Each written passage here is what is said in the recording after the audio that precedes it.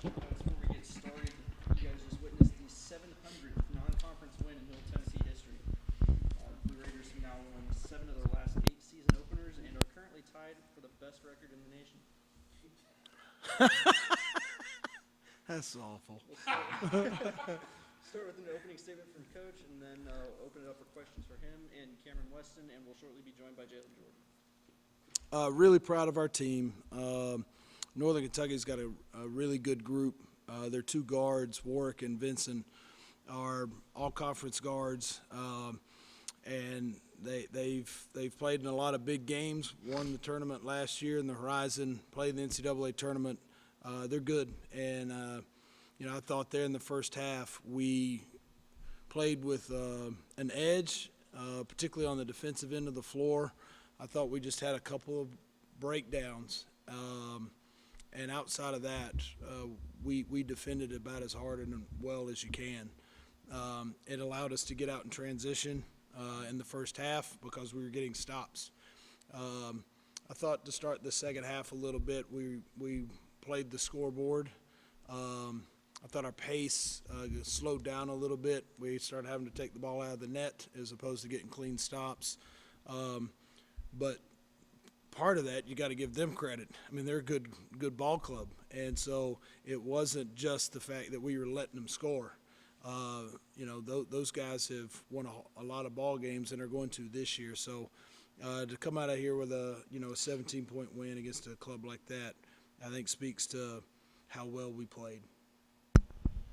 You mentioned a little bit the press in the first half. The defensive pressure really seemed to get them uncomfortable and speed them up, get some turnovers. How important was that to starting strong, was getting those easy buckets early off of those plays? I think anytime you let really good players gain a ton of confidence, particularly early in the game, you can be in for a long night. And I thought our whole team did a nice job on particularly those two young men, Vincent and Warwick, just having a heightened sense of awareness when they had the ball, just knowing that they were going to make some shots, score their points, but they needed to be difficult shots and on a high quantity of shots. You look at Warwick tonight, he ended up with 18 points on 15 shots. Vincent, 13 points but on 12 shots. As long as you can keep guys that, they're shooting as many shots as their points, then you've usually done a pretty good job defending. Nick, outside of scouting for this game, had you guys practiced much against zone defense? We've worked on our own, but because of the preparation time needed to, get ready for that matchup zone, we'd been working on it for a while, just because it is so different. It can look like just a switching man-to-man at times. And that's effectively what it is. You listen to Coach Horn a little bit, talk about their defense, and ask, is it man, yes and no? Is it zone? Yes and no. And you could imagine if you're playing on a Thursday night and you play them on a Saturday and you've got a one-day prep to get ready for that, it's a challenge. And so, yes, we've been preparing for this one for several days. All summer you talked about how deep you guys were and how you'd be able to sub guys in and out to kind of keep that pressure defense going for longer stretches. The first 7 minutes of the game, you played 9 guys. Does that kind of bleed over into that philosophy?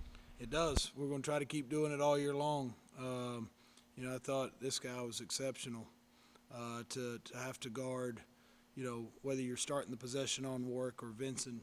At some point, you're going to get switched off on them because of the way we defend and switch, on-ball action 1 through 4. So, to have 5 assists, 1 turnover, 14 points, 4 rebounds, 3 steals, and you got the ball in your hands the whole night versus those guys, I thought he was terrific. Cam, it seems like this year you're going to be able to play with some other guys who can be primary ball handlers alongside you in the offense. How do y'all adjust that role in the field when you're out there with guys like Weston and Jacob that can – but all three y'all can equally take the ball up and be that dominant, stirrer of the drink of sorts? Yeah, it mainly started from back in this summer. Just having trust in your teammates and knowing your personnel. Justin can always bring it up. Like you said, Jacob. I even got trust in JB. Really, everybody, Elias. So it's like just having trust in your teammates and knowing when to pass it to them, when to get it back. What are they most comfortable with? What are they not most comfortable with? So it's just knowing your personnel. Going back to the summer. just the chemistry. Cam, you guys made 10 threes a night. You know, that's not a number we saw a lot last year from you guys. How does that improved shooting expand you guys' offense? Oh yeah. Once again, back to this summer. I say that we always been in the gym. Like this group right here is always in the gym. I always stay in the gym. Even when I'm coming in early in the mornings, I see somebody else in the gym with me. Somebody's always there getting in shots, working with one of the coaches in there in the weight room with Coach B or something. We're just always working, you know, always getting up shots, trying to be better. Cam, you look like a super senior out there. I am. It's your third year here in Murfreesboro playing for MT. Mhm. You're playing college basketball in general. Does it feel different, feel more comfortable? Yeah, most definitely. I came out with the mindset today to not be like last year, not be like previous years. You know, I really just wanted to make this year a statement year for real. So whether that's been, you know, improving what I was terrible at last year or the years before, whatever it is, I just want to be better at this year. Nick, I think, you know, Jacob Johnson was somebody that's come onto the scene lately, but I'm not sure I would have picked him to play 28 minutes tonight. How has he earned y'all's trust, you know, in those situations to be in the game late in the game? We are trying to close things out. Because how hard he plays, and that's the way Jacob plays every day. I mean, that's not just the opening night energy from him. If you come watch him practice, and I know a lot of you guys have been in there, he can guard 1 through 4. He's always an energy guy. Tonight he's got 10 points on 7 shots. He just does so many things to help you win games. He's a defender, a rebounder, can get downhill and make shots around the bucket, make timely free throws. He's also a fifth-year college player. So to have just a veteran who's in the huddle late, he's reminding the guys, we got one timeout. Even with a 15, 16-point lead, just to have him out there. And he's really done that since the moment he got here. Even in his first game that we played on our foreign tour in Italy, his stat line looks a lot like this. And, you just trust him. Yeah, his teammates trust him. We trust him. You just know what you're going to get from him night in and night out. Nick, there was 4 or 5 times you guys got beat down the court, for dunks. What do you think causes that, and, how do you fix it? I thought we got sloppy with our offensive rebounding. And as soon as we got a little sloppy with it, they beat us over the top. I also think that they had decided to get really aggressive offensively and push the pace, push the tempo, knowing that, at halftime you're down 24. You can't run 25, 26 seconds off the shot clock every possession of the second half, or else you're going to run out of time. And so there for a while you could see they were really putting their head down and trying to get to the basket. They were shooting layups and free throws, and then they were trying to play over the top. And, in the first, some of that is attributed to shot selection and turnovers. You don't get those runouts like that when you have to take the ball out of the net. And so a lot of times your best defense is running good offense, not turning it over, taking high-quality shots. And as soon as you don't do that, a good team is going to take advantage of you, and they're a good team. Is there any particular reason, Ozell Jackson didn't play tonight? He sat out a couple weeks due to injury and just, got a little behind, got to get his conditioning back up, learn terminology, learn all the plays. He's going to be a good player for us.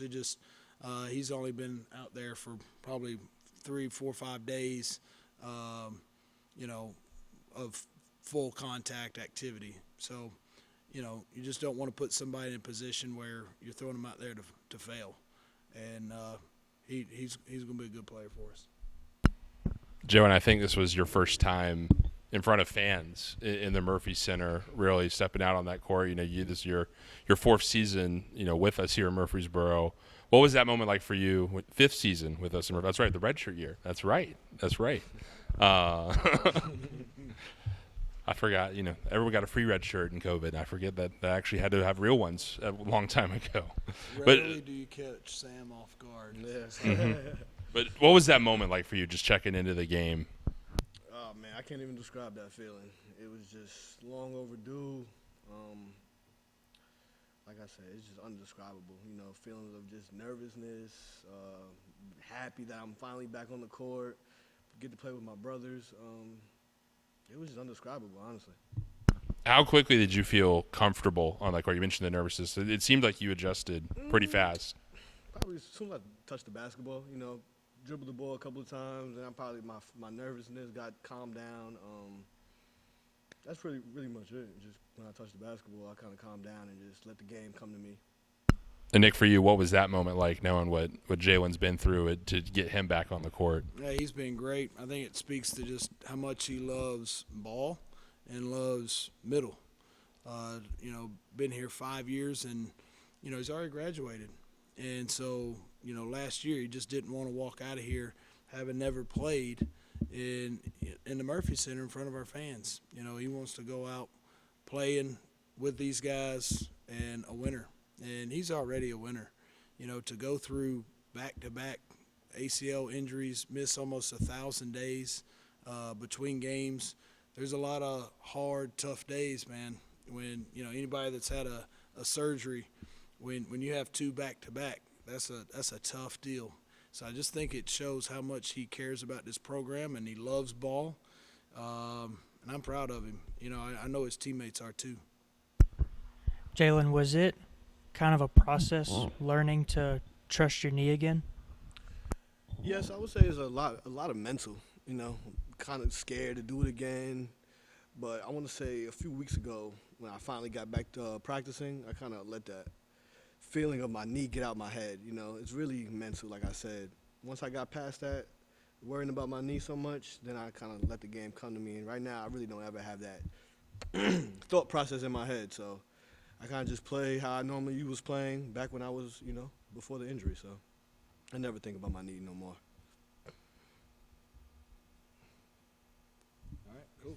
Thank you. Appreciate it.